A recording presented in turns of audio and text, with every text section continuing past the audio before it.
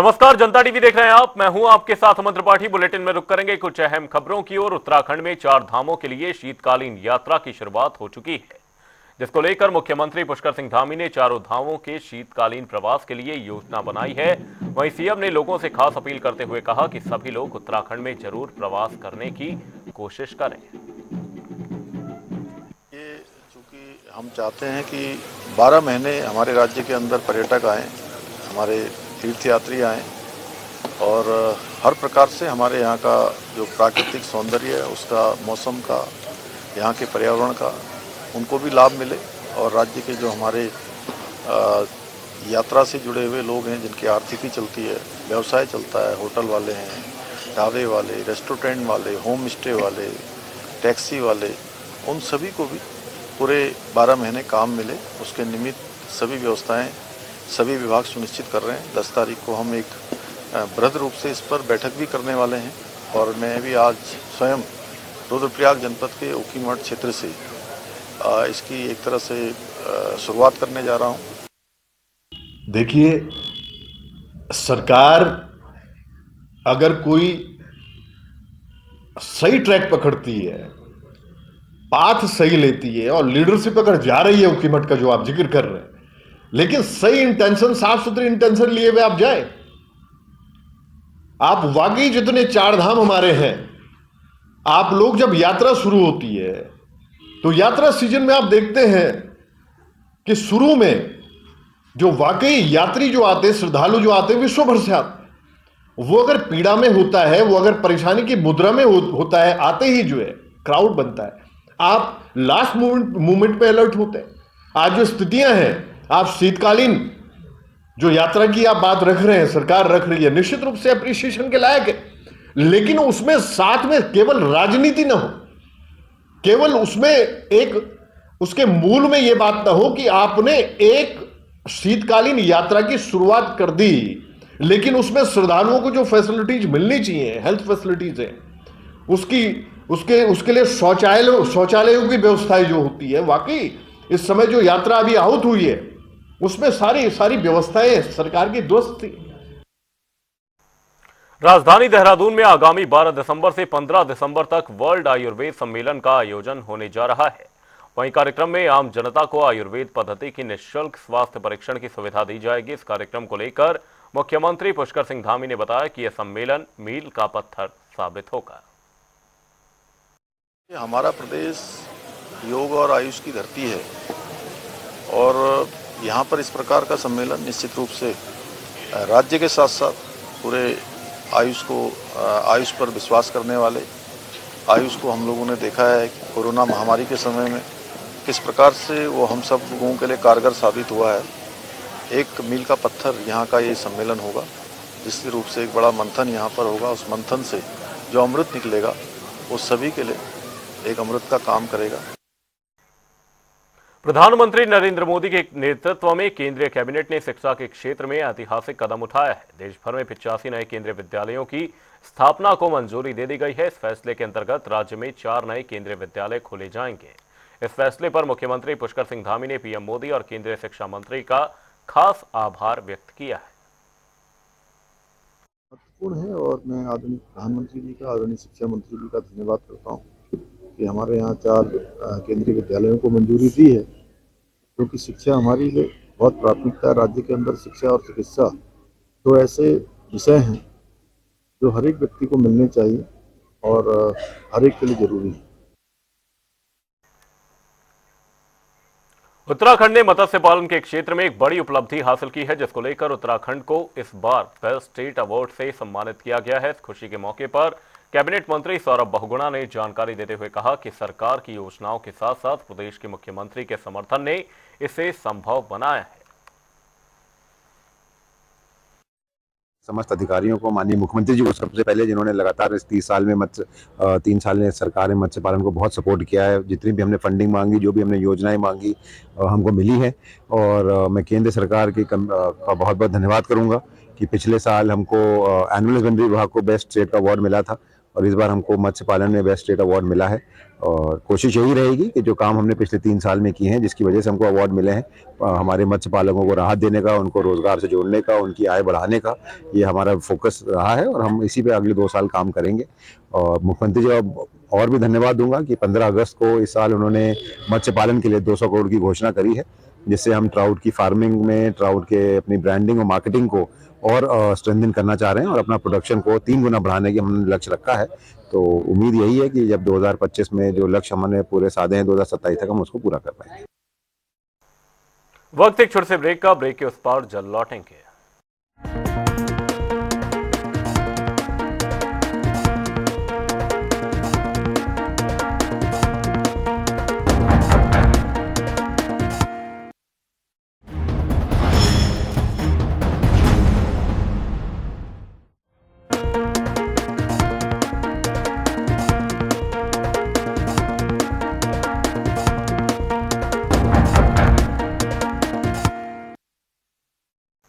Break के बाद आपका स्वागत है। आप देख रहे हैं जनता टीवी। रुक करेंगे अगली खबर की ओर। मसूरी में देश के पहले सीडीएस जनरल विपिन रावत की 3री पुण्यतिथि पर विशेष हवन का आयोजन किया गया। इस मौके पर विभिन्न राजनीतिक और सामाजिक संस्थाओं से जुड़े लोगों ने विपिन रावत के चित्र पर पुष्पांजलि अर्पित की। इस अवसर पर पूर्व पालिका अध्यक्ष मनमोहन सिंह मल्ल और ओपी उनियाल ने कहा कि उनके बलिदान को देश हमेशा याद करता रहेगा।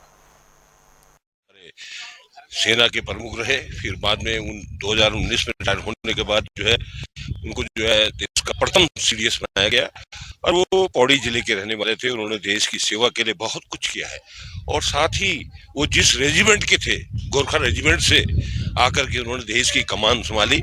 और इनकी तुलना जो है बिपिन रावत जी की तुलना फील्ड मार्शल सैम से की जाती है, मानेक शाह से की जाती है कि दोनों व्यक्ति देश के ऐसे जर्नल हुए हैं कि जो बेबाक तरीके से अपनी बात को करते थे और कई बार इनका विरोध भी होता था कि भाई आप इस तरह से बेबाकी से कोई बात नहीं कर सकते।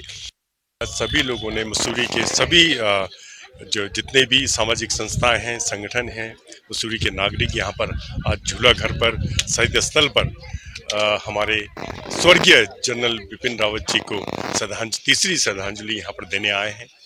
क्योंकि जनरल बिपिन रावत बहुत जल्दी वो देश की जो कमान उनके हाथ में थी आर्मी की, वो जल्द छोड़कर चले गए। ये बहुत दुखद था, बहुत बड़ी क्षति इस देश को हुई है। उन्होंने इस फौज को, इसमें तंत्र प्रणाली को मजबूत करने में बहुत बड़ा योगदान उनका देश में रहा है। वो हमारे प्रथम सीडीएस भी रहे और जो हमारे सेना के प्रमुख रहे, फिर बाद में 2019 में रिटायर होने के बाद जो है उनको जो है देश का प्रथम सीडीएस बनाया गया और वो पौड़ी जिले के रहने वाले थे। उन्होंने देश की सेवा के लिए बहुत कुछ किया है और साथ ही वो जिस रेजिमेंट के थे, गोरखा रेजिमेंट से आकर के उन्होंने देश की कमान संभाली। और इनकी तुलना जो है बिपिन रावत जी की तुलना फील्ड मार्शल सैम से की जाती है, मानेक शाह से की जाती है कि दोनों व्यक्ति देश के ऐसे जर्नल हुए हैं कि जो बेबाक तरीके से अपनी बात को करते थे और कई बार इनका विरोध भी होता था कि भाई आप इस तरह से बेबाकी से कोई बात नहीं कर सकते। देहरादून में भारत के पहले सीडीएस जनरल विपिन रावत की 3य पुण्यतिथि के अवसर पर सैनिक कल्याण मंत्री गणेश जोशी ने पुष्पांजलि अर्पित की। इस मौके पर कांग्रेस महामंत्री नवीन जोशी ने कहा कि जनरल विपिन रावत के कारण उत्तराखंड का नाम देश में रोशन हो पाया है। सरकार को उनके निधन की सही तरीके से जांच करनी चाहिए। जनरल बिपिन रावत जी हमारे आदर्श हैं और पूरी दुनिया में एक बहुत शानदार आर्मी के वो प्रमुख रहे। पहले सीडीएस होने का, उत्तराखंडी होने का उनको ये सौभाग्य हम लोगों को प्राप्त हुआ है उनके माध्यम से। एक बहुत अच्छे सैनिक, एक बहुत अच्छे अधिकारी, एक बहुत अच्छी कमांड उनके नेतृत्व में आर्मी को मिली।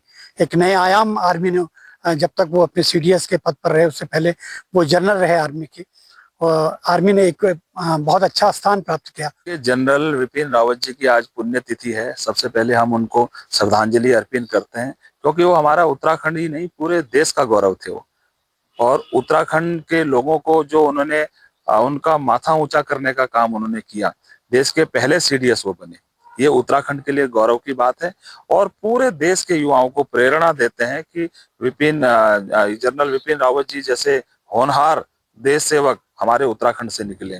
उन्होंने सेना में किस प्रकार से युवाओं को आगे बढ़ने के लिए प्रोत्साहित किया और किस प्रकार से देश की रक्षा के लिए सदैव निरंतर आगे बढ़ते रहे।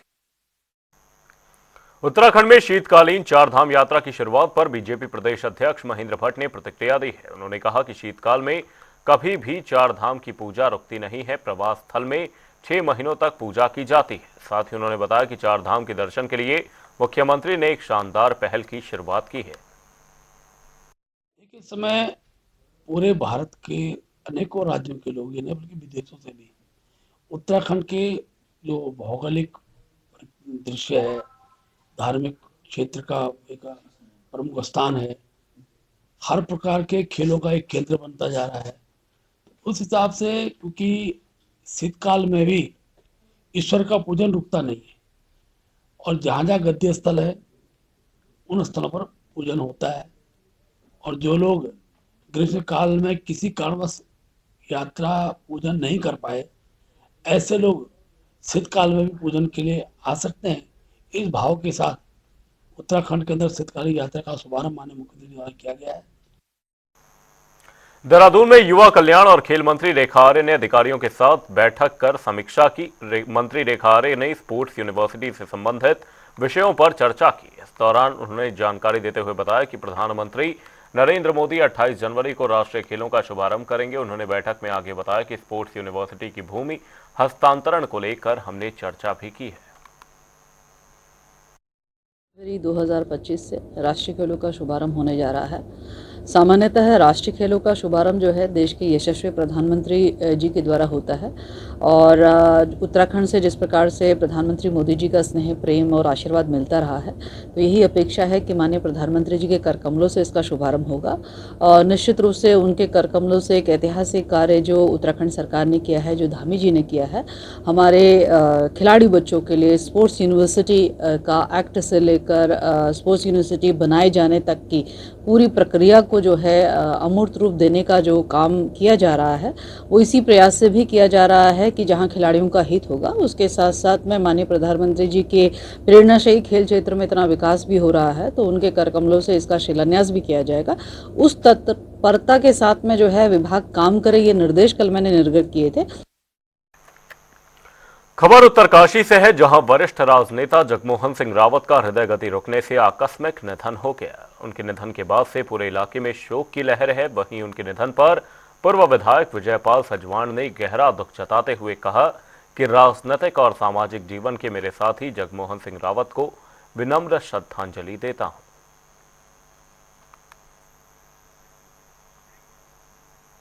खबर खटीमा से है, जहां प्रदेश में स्वास्थ्य और शिक्षा की बदहाल स्थिति पर यूथ कांग्रेस और एनएसयूआई ने अपना गुस्सा जाहिर करते हुए विरोध प्रदर्शन किया। इस दौरान सरकार के खिलाफ जमकर नारे भी लगाए गए, जिसके बाद शिक्षा और स्वास्थ्य मंत्री धन सिंह रावत ने सरकार से बेहतर स्वास्थ्य और शिक्षा की मांग की है।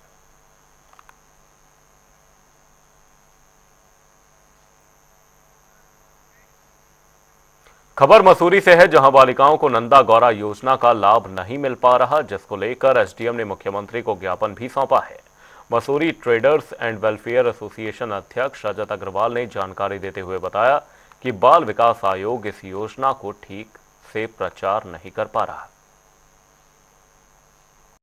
उत्तराखंड सरकार की एक बहुत ही महत्वाकांक्षी योजना है जिसका नाम है नंदा गौरा योजना।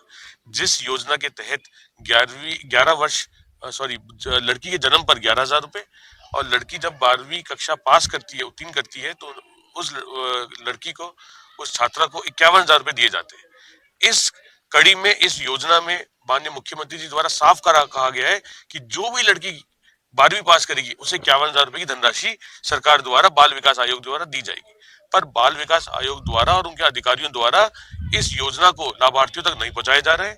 पिछले 3 वर्षों से मसूरी की जितनी बालिकाएं 12वीं उत्तीर्ण करी है, 12वीं पास करी है, उनमें से बहुत ही कम लड़कियों को इस धनराशि का लाभ मिला है। उसका कारण ये है कि बाल विकास आयोग ने चुनिंदा स्कूलों को, सरकारी स्कूलों को इस स्कीम के अंतर्गत लाया है, जबकि माननीय मुख्यमंत्री द्वारा ये कहा गया है कि हर वो लड़की जो नियम कानून के अंतर्गत आती है और जो 12वीं पास करके अपने आगे पढ़ाई करना चाहती है उसको 51,000 रुपए की धनराशि मिलेगी।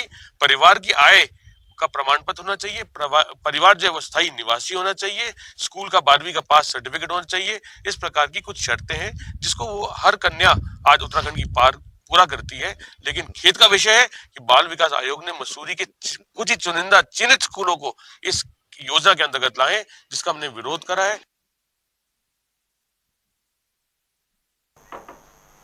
देहरादून में राष्ट्रीय लोकदल का कांग्रेस पार्टी के खिलाफ भारी रोष देखने को मिला है, जहां राष्ट्रीय लोकदल ने कांग्रेस पार्टी का पुतला फूंका है। इस मामले पर राष्ट्रीय लोकदल के प्रदेश अध्यक्ष राजेंद्र पंत ने बताया कि कांग्रेस पार्टी ने पत्रकारों के साथ अभद्रता की थी, जो माफ करने के योग्य नहीं है। उन्होंने आगे बताया कि मामले में अभी तक कांग्रेस के किसी भी वरिष्ठ नेता ने माफी नहीं मांगी है।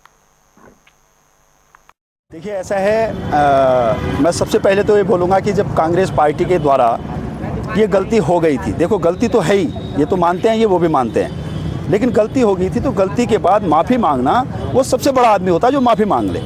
जब कांग्रेस पार्टी का इतना बड़ा कार्यक्रम था जिसमें पूर्व मुख्यमंत्री से लेकर के इतने वरिष्ठ नेता रहे हैं, वर्तमान में ये मुख्य विपक्षी पार्टी है, देश की मुख्य विपक्षी पार्टी है, पत्रकारों के साथ अभद्रता करने के बाद अभी तक अगर वो सार्वजनिक मंचों से माफ़ी नहीं मांगते तो इस अन्याय के खिलाफ राष्ट्रीय लोकदल लड़ने के लिए तैयार है। जैसा कि मैंने अभी थोड़ी देर पहले भी बताया था, राष्ट्रीय लोकदल ये नहीं कि इसी अन्याय में जिसके साथ भी अन्याय होगा हम बिल्कुल उसके साथ में कंधे से कंधे मिलाकर दीवार की तरह खड़े रहेंगे, क्योंकि अन्याय बर्दाश्त नहीं किया जाएगा।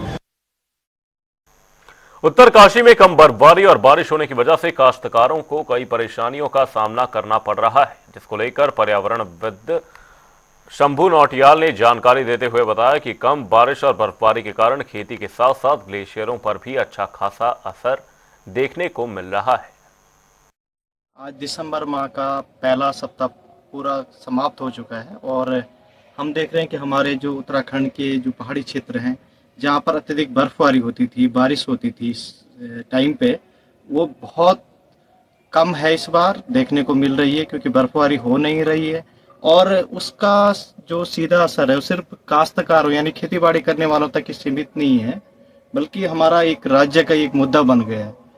वैसे तो जो कमजोर जो पश्चिमी विक्षोभ है उसका कारण माना जा रहा है और जलवायु परिवर्तन का भी एक स्पष्ट संदेश ये है, क्योंकि ये संकेत दे रहा है कि जलवायु परिवर्तन से हमारे जो पहाड़ हैं वो भी अच्छे होते नहीं रहे हैं और हमारे जो पहाड़ी क्षेत्र है उसमें स्पष्ट है कि जो सर्दियों की कम बारिश और बर्फबारी है ये भी एक यानी पर्यावरण के साथ साथ जलवायु परिवर्तन का एक जो है ये एक संकेत है।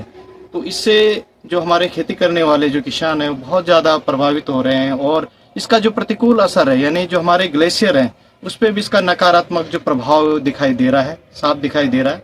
वे पिघल रहे हैं और जो नदियों का हमारा जलस्तर है वो घटता जा रहा है। हमारे जो पेयजल हैं उनके लिए आने वाले समय में एक खड़ा जो है संकट हो गया है।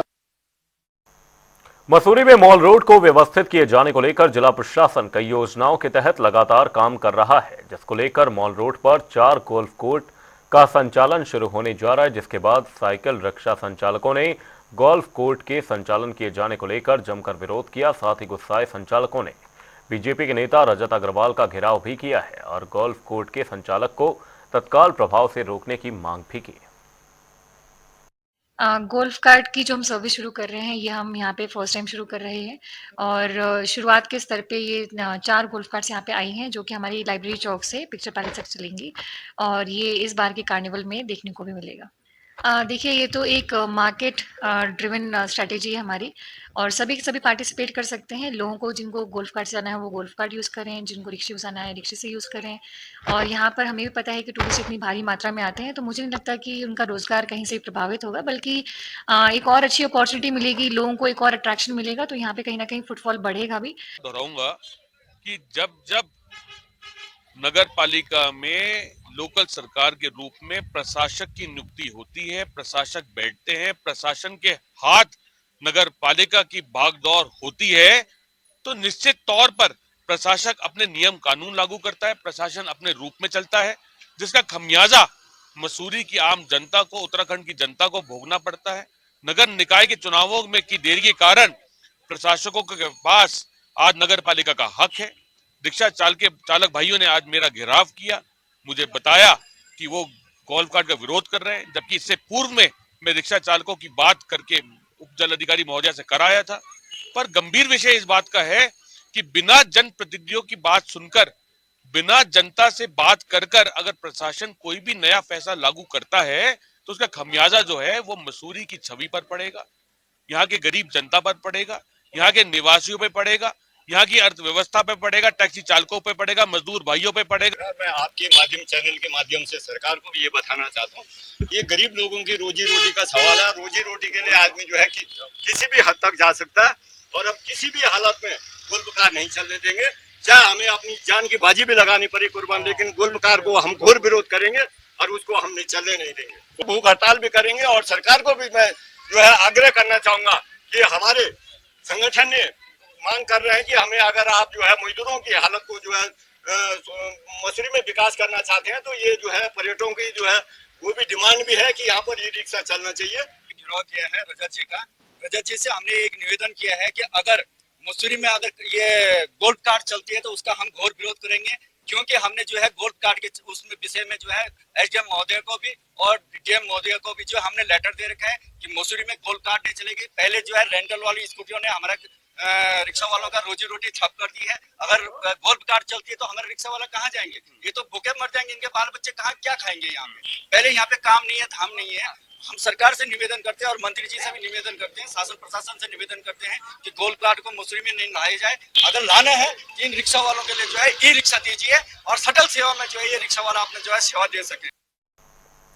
खबर हरिद्वार से है, जहां संस्था मातृ सदन के ब्रह्मचारी दयानंद ने प्रशासन पर अवैध खनन करवाने के गंभीर आरोप लगाए हैं, जिस पर ब्रह्मचारी दयानंद ने अनशन शुरू कर दिया है। वहीं इस मामले को लेकर सदन के अध्यक्ष स्वामी शिवानंद ने बताया कि दोषी अधिकारियों के खिलाफ कोर्ट में अवमानना भी दाखिल की जाएगी। इस बार का मेरा अनशन किसी मांग को लेकर नहीं है, कानून व्यवस्था को, कानून को पालन कराने के लिए। इसलिए इस बार का अनशन और अन्य अनशन से अलग है। हम ही को भी कंटेम्प्ट नोटिस भेजेंगे, इंडिविजुअल सबको कंटेम्प्ट नोटिस भेजते हैं, और एक कोर्ट का नहीं 5 कोर्ट का कंटेम्प्ट है। 5 कंटेम्प्ट होगा और प्रत्येक में अलग अलग सजा कर देंगे। वो जिसको उत्तराखंड को हमने पत्र दे दिया है, ये समय है, इसलिए तत्काल मोटो लेकर के इसको बंद करो। और सबसे बड़ी बात है कि 5 तारीख को आदेश हुआ डेजिंग कर रहा था, बोले बट डेजिंग मत करो। डेजिंग करने का तुमको किसने दी थी? क्योंकि डेजिंग कोई लोग अपने हाथ खिलौना बना लिया है, जैसा चाहेगा वैसे पॉलिसी बना लेगा। बुलेटिन में फिलहाल के लिए सिर्फ इतना ही। कहीं जाएगा नहीं, जनता डी पर खबरों का सिलसिला रहेगा जारी। तब तक के लिए नमस्कार।